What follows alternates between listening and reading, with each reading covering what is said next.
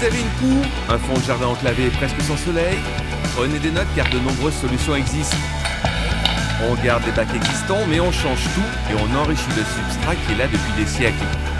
On va booster l'ensemble avec un tout nouveau terreau. La qualité de ce terreau, c'est d'être associé avec un fertilisant organique qui va renforcer les différences naturelles des plantes, des extraits d'ortie et des extraits de consoude, qui est une plante sauvage très connue depuis l'Antiquité, qui est une plante médicinale, qui est une plante potagère qui peut se consommer et qui a aussi des vertus en termes d'engrais et de répulsifs contre les insectes. La base des plantes, ce sont des hortensias. Ceux-ci résistent au manque de soleil et fleurissent de nombreux mois. Ce sont les Magical. C'est des plantes qui à l'origine sont conçues pour la fleur coupée, donc avec une tenue en fleurs exceptionnelle et une durée de floraison exceptionnelle aussi. Il y a certaines variétés qui sont données pour 150 jours en fleurs, de l'apparition du bouton jusqu'à la fin de la floraison. Et l'avantage aussi, c'est qu'elles supportent un peu plus de soleil que les variétés traditionnelles. Pour réussir l'ambiance végétale, on misera sur des feuillages clairs pour éliminer les lieux, comme les fougères, les hostas ou les outunias.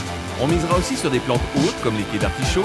Les fleurs seront aussi les stars de l'ombre, comme les hortensias, les astilbes, les hortensias grimpants.